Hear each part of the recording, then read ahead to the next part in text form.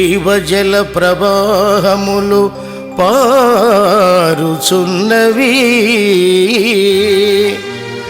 దేవుని చిత్తముచే స్థాపింపబడినవి.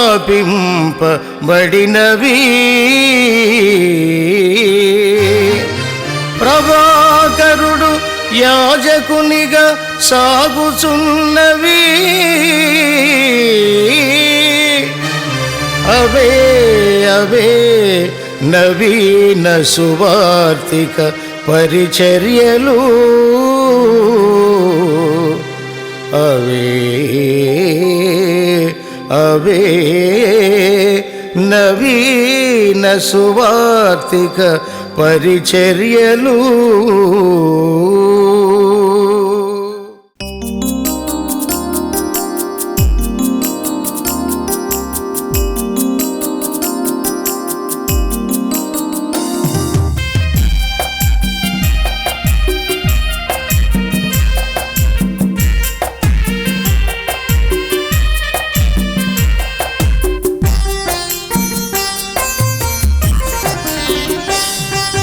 జీవజల ప్రవాహములు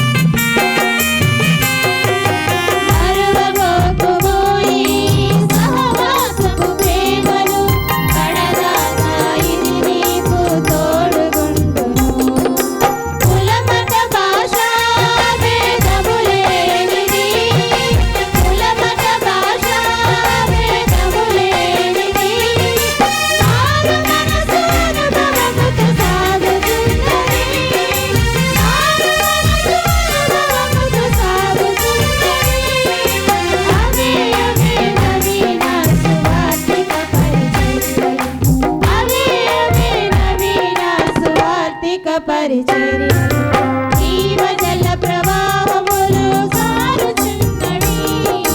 దేవుని చిత్తముచే స్థాపించబడినవి. జీవజల ప్రవాహములు పారుచున్నవి.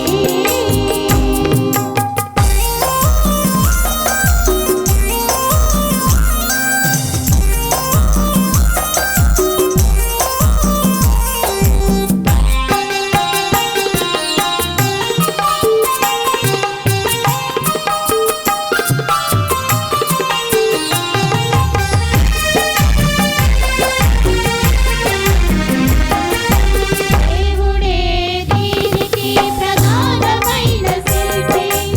ఈ భూమిలో ఆయన దీనిని నిలిపి.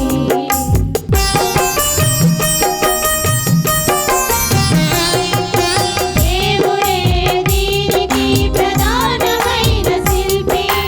ఈ భూమిలో ఆయన దీనిని నిలిపి.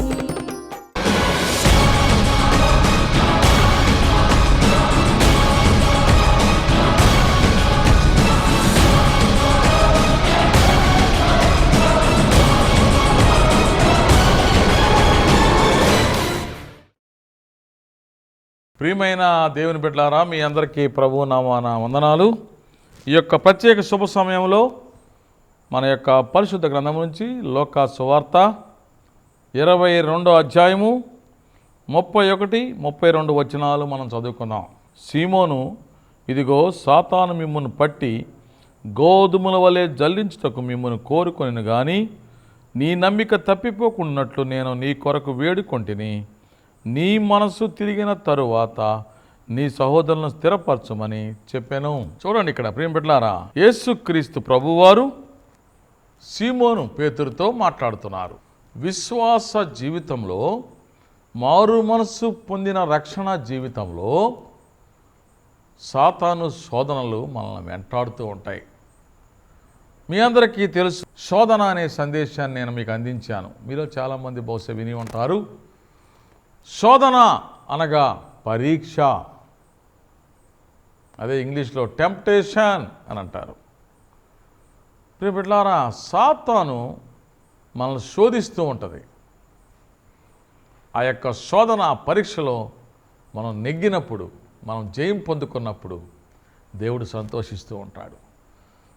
రక్షణ పొందిన నా జీవితంలో, మారు మనసు పొందిన మన జీవితాల్లో పరిశుద్ధంగా జీవించేటప్పుడు విశ్వాసి లేక విశ్వాసురాలు జీవితంలో,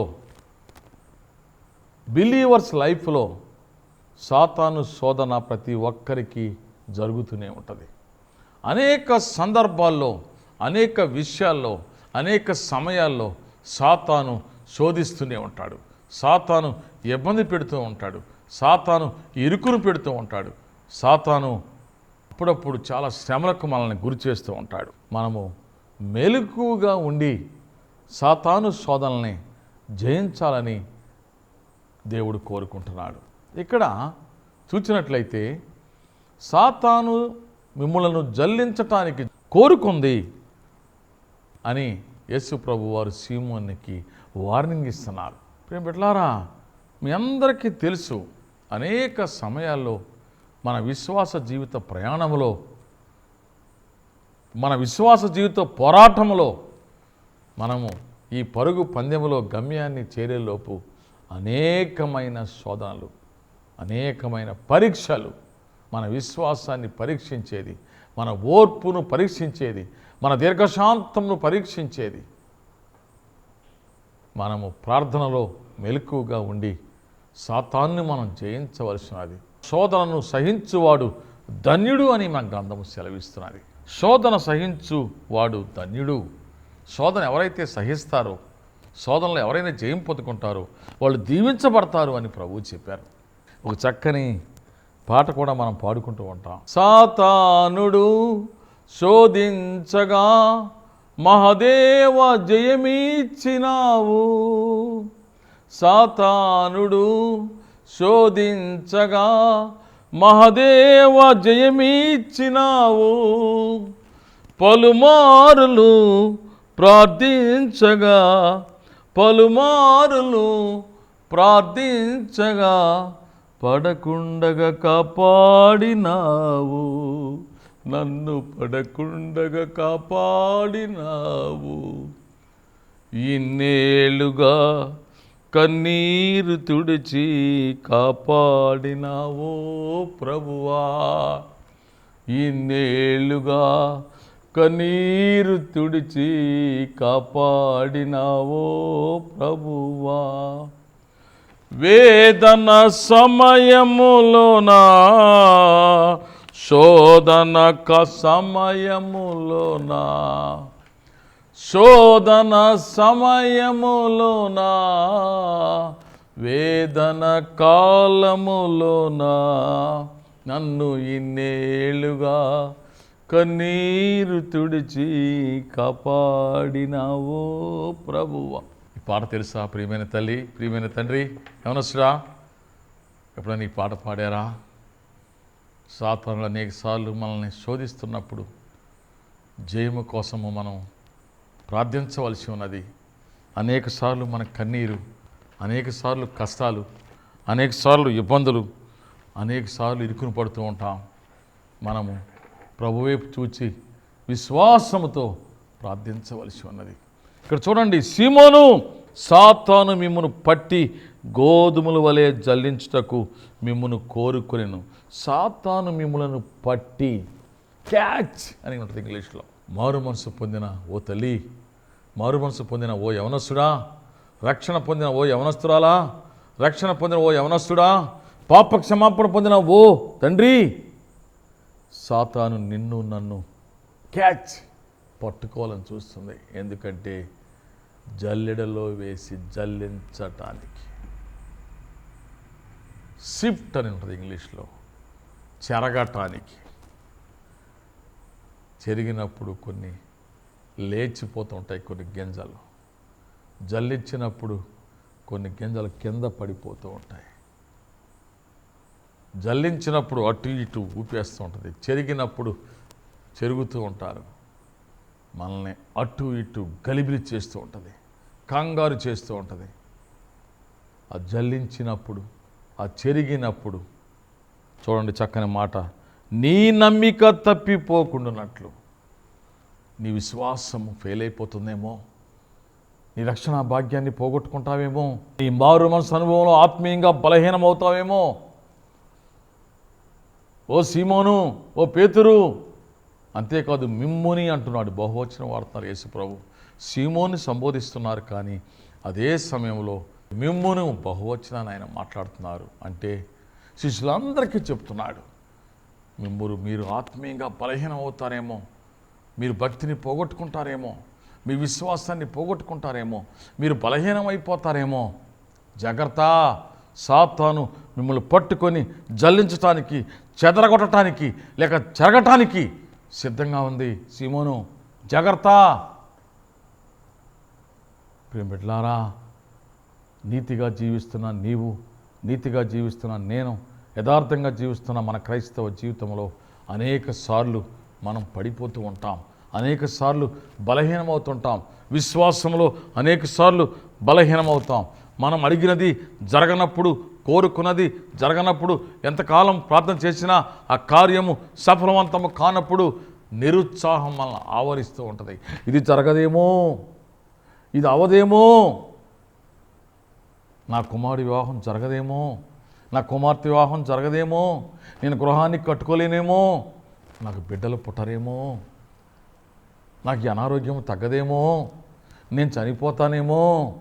పరిస్థితులను బట్టి కొన్ని సందర్భాల్లో నిరుత్సాహము నిన్ను చోటు చేసుకుంటూ ఉంటుంది. నిరుత్సాహంలో ఉన్నావా తల్లి? అల్ప విశ్వాసంలో ఉన్నావా తండ్రి?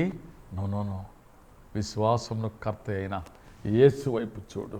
అల్ప విశ్వాసముతో, నిరుత్సాహంతో దయచేసి కొనసాగవద్దు. విశ్వాసం గల తల్లిగా, విశ్వాసం గల తండ్రిగా నీ నమ్మకాన్ని చెదిరిపోకుండా జాగ్రత్త చేసుకో. ఒకవేళ నీ నమ్మకము చెడిపోతుందేమో, నీ నమ్మకము పాడైపోతుందేమో, నీలో నిరుత్సాహం వస్తుందేమో, నువ్వు బలహీనమైపోతామో, ఆత్మీయంగా కొన్ని మెట్లు దిగుతావేమో.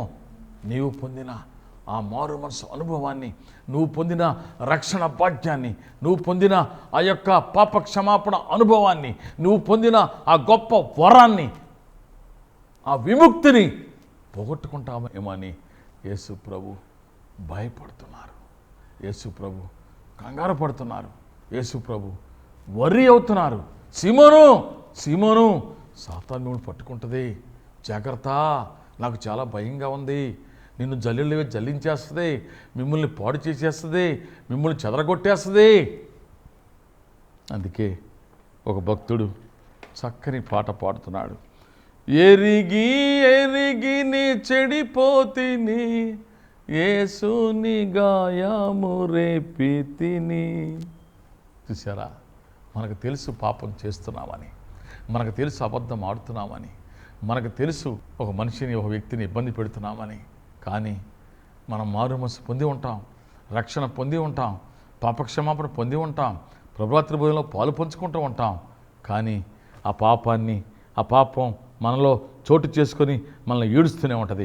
ఆ పాపానికి మనం లొంగిపోతూనే ఉంటాం. ఆ పాపానికి దాసుడుగా మనం కొనసాగుతూనే ఉంటాం. ఆ చిన్న పాపము, ఆ విడిచిపెట్టలేని పాపము, ఆ చిక్కులు పెట్టే పాపము, అది నిన్ను వేధించే పాపము, నిన్ను అధిరోహించిన పాపము, నువ్వు లోబడిపోయిన పాపము, ఆ ఒక్క పాపము నిన్ను స్వారీ చేస్తూ ఉంటుంది, నిన్ను రన్ చేస్తూ ఉంటుంది. ఆ ఒక్క పాపానికి నువ్వు బలహీనరాలైపోయి, అయ్యో అన్ని పాపాలు జయిస్తావు, అన్ని పాపాలు ఒప్పుకున్నావు, దేవుని అనుగ్రహాన్ని పొందుకున్నావు, దేవుని దర్శనాన్ని పొందుకున్నావు, దేవుని వాగ్దానాన్ని పొందుకున్నావు, సేవలో బలమైన వ్యక్తిగా కొనసాగుతూ ఉంటూ అప్పుడప్పుడు బలహీనమవుతున్నావు కదా, అప్పుడప్పుడు పడిపోతున్నావు కదా, అప్పుడప్పుడు ప్రార్థనలో డౌన్ అయిపోతున్నావు కదా, అప్పుడప్పుడు అబద్ధాలు మాట్లాడుతున్నావు కదా, అప్పుడప్పుడు నీ భార్యను కొట్టాలనిపిస్తుంది కదా, అప్పుడప్పుడు నీ భర్తను వదిలిపెట్టి మరో వ్యక్తితో ఆశపడుతున్నావా, అప్పుడప్పుడు నీలో ఏదో ఎలక్షన్లో డబ్బులు తీసుకోవాలని, లేకపోతే ఎవరినో మోసం చేసి డబ్బులు సంపాదించాలని, లేకపోతే ఎవరినో ఆశిస్తూ, ఎవరినో కోరుకుంటూ, ఎవరికో అపకారం చేయాలని, ఎవరికో నష్టం చేయాలని నీ మనసు గలిబిలవుతుంది కదా. ఎరిగి ఎరిగి నీ చెడిపోతిని, తెలుసు మనం పాపం చేస్తున్నామని, తెలుసు మనం చెడిపోతున్నామని, తెలుసు మనం బలహీనమవుతున్నామని, తెలుసు మనం మారు మనసు అనుభవాన్ని పోగొట్టుకుంటున్నామని, తెలుసు మనం భక్తిలో పూర్తిగా డౌన్ అయిపోతున్నామని. ఎరిగి ఎరిగి నీ చెడిపోతిని, యేసుని గాయాన్ని రేపితిని, మోసపోతిని నీ దృష్టి తొలగితి, దాసుడ నిన్ను చూడ నిమ్ము. మోసపోయాను నా జీవితంలో, మోసపోతిని నీ దృష్టి తొలగితి, దాసుడ నిన్ను చూడ నిమ్ము. ప్రభు యేసు నా రక్షక నొసగు కన్నుల నాకు, నిరతమునే నిన్ను చూడ.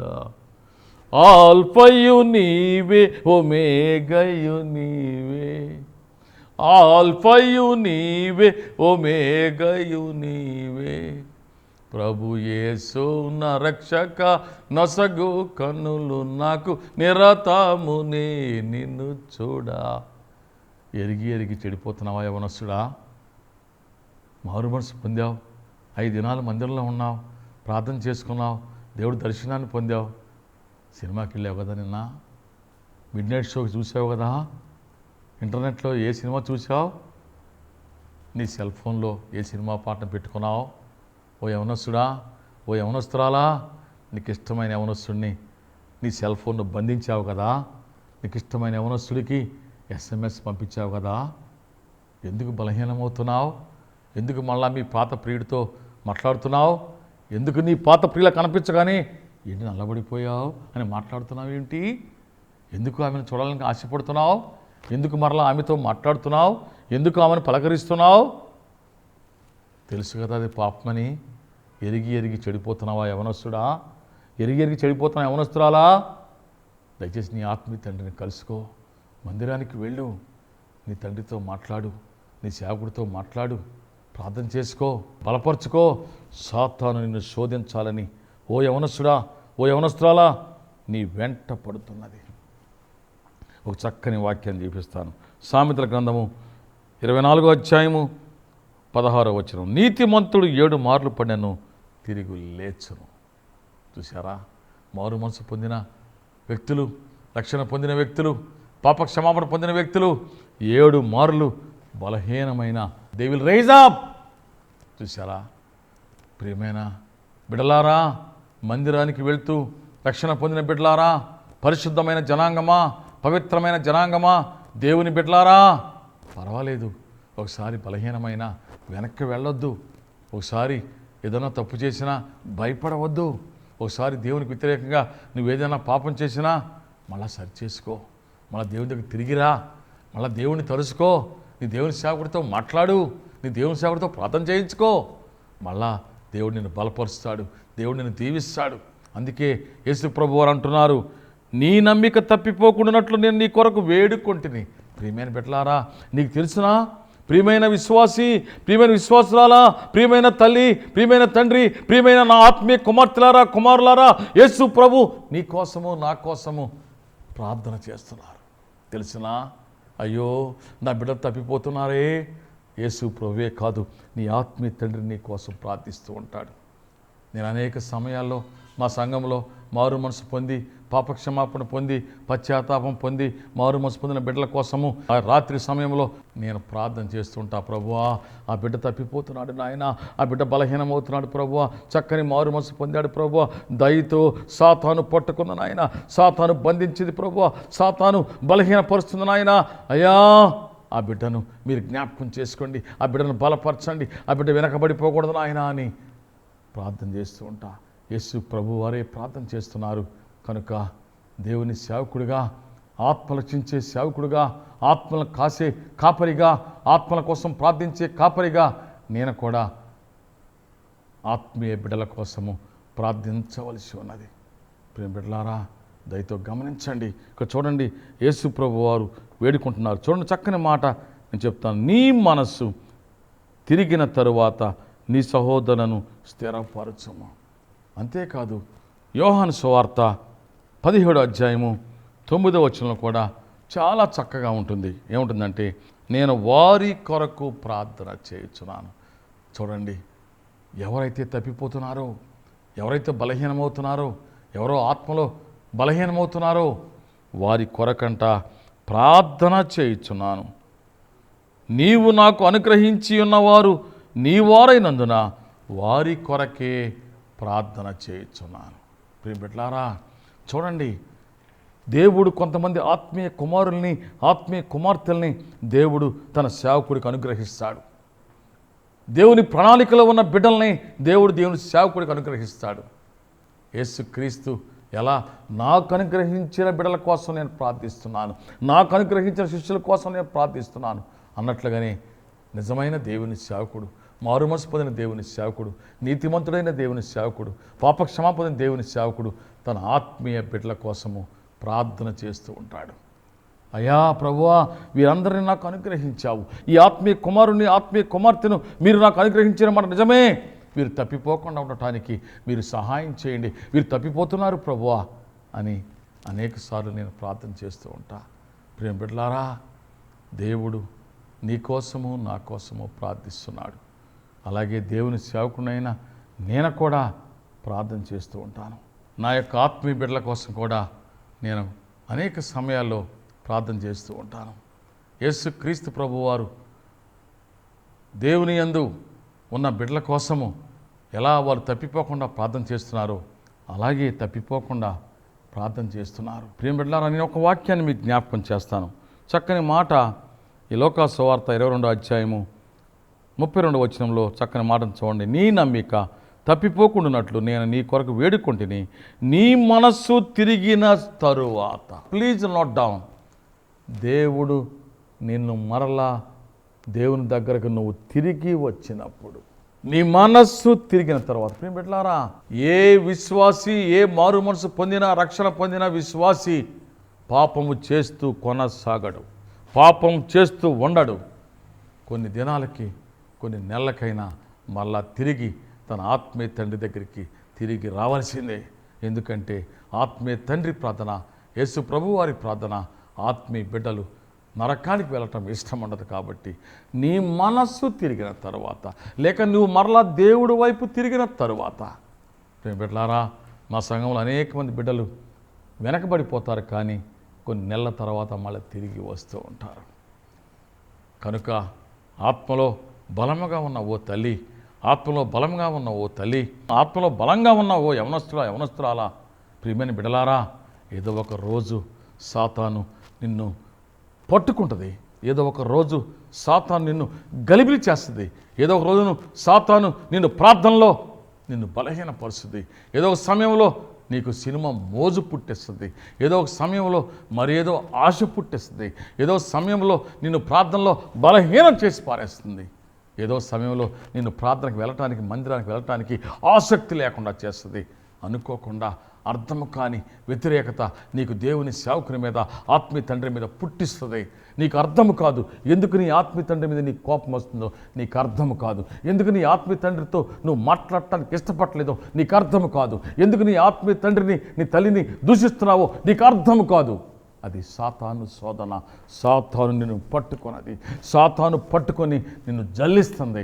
జల్లించటానికి సిద్ధంగా ఉంది, చెరగటానికి సిద్ధంగా ఉంది. బిడ్డలారా, ప్రార్థన చేసుకోండి, దేవుని సేవకుడితో మాట్లాడండి, ఆత్మీయ తండ్రికి వివరంగా చెప్పండి, తిరిగి రండి. పోయిన ఆ మారు మనసు అనుభవాన్ని, ఆ పోయిన రక్షణ అనుభవాన్ని 6 సార్లు పడిపోయినా తిరిగి లేస్తారు అని చెప్తున్నారు వాక్యము. ఎరిగి చెడిపోయినా తిరిగి లేస్తారని చెప్తున్నారు. కనుక ప్రియ బిడ్డలారా, మీరు బలహీనం అవ్వద్దు. మన పరుగు పందెంలో పరిగెత్తుదాం. పరుగు పందెంలో పరిగెత్తేటప్పుడు తేలికైన వస్త్రాలు వేసుకుంటారు, నగలు తీసివేస్తారు, చిన్న వస్త్రాలు వేసుకుంటారు, వాచి తీసివేస్తారు, ఉంగరాలు తీసివేస్తారు. ఎందుకంటే పరుగు పందెంలో గెలవాలని. మన విశ్వాస జీవితము పరుగు పందెము. ఈ పరుగు పందెంలో మనం గెలిచినప్పుడే పరలోకానికి చేరుకుంటాం. ఈ పరుగు పందెంలో మనం ఓడిపోవటానికి వీల్లేదు. రక్షణ పొందిన ఓ తల్లి, రక్షణ పొందిన ఓ యవనస్తుడా, రక్షణ పొందిన ఓ తండ్రి, రక్షణ పొందిన యవనస్తురాలా, ప్లీజ్ సాతాను శోధన తప్పుకొని, సాతాను పట్టుకున్నప్పుడు ప్రార్థన చేసుకొని మనం తిరిగి బలవంతులమై తిరిగి దేవుణ్ణి పొందుకుందాం. తిరిగి మన మనసు మార్చుకుందాం. తిరిగి మరలా మారు మనసు పొందుదాం. తిరిగి మన మొదటి ప్రేమను, మొదటి ప్రార్థనను, మొదటి యొక్క ఆసక్తిని, మొదటి యొక్క బైబిల్ గ్రంథ పఠనని, ఆ పాపపు ఒప్పుకోల్ని మళ్ళా తిరిగి తెచ్చుకుందాం. ఆ మొదటి ఆత్మలోకి రావాలని మనమందరము ఎరిగి చెడిపోయిన మరలా ఆత్మీయ జీవితంలో బలపడాలని దేవుణ్ణి ప్రార్థన చేసుకుందాం.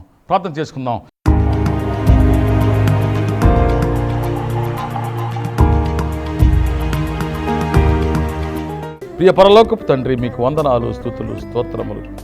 ఈ యొక్క శుభ సమయంలో నాయనా, మేము విశ్వాస జీవితంలో ఓడిపోతున్న మాట నిజమే, పడిపోతున్న మాట నిజమే, బలహీనమవుతున్న మాట నిజమే, సాతాను శోధనలు మేము పడిపోతున్న మాట నిజమే, సాతాను మమ్మల్ని పట్టుకుని జల్లిస్తుంది, చెరుగుతుంది. నాయన దయతో మమ్మల్ని బలపరచండి. మా విశ్వాస జీవితంలో మాకు జయాన్ని అనుగ్రహించమని యేసు నామమున అడిగి వేడుకొంచున్నాము తండ్రి, ఆమేన్. బ్రదర్ కేటీ ప్రభాకర్ రావు గారు MCom BL, reformed evangelical ministry, నవీన సువార్తిక పరిచర్యలు, రెమ్, highland church, Konnangunta road, Rajiv circle దగ్గర, నూజివీడు, కృష్ణా జిల్లా, ఆంధ్రప్రదేశ్. Pin code 521201. మీ ప్రార్థన అవసరతల కొరకు, మీ ఆధ్యాత్మిక సలహాలకు సంప్రదించవలసిన మా ఫోన్ నంబర్స్ 9441309129 మరి ఒక నంబర్ 90521511151.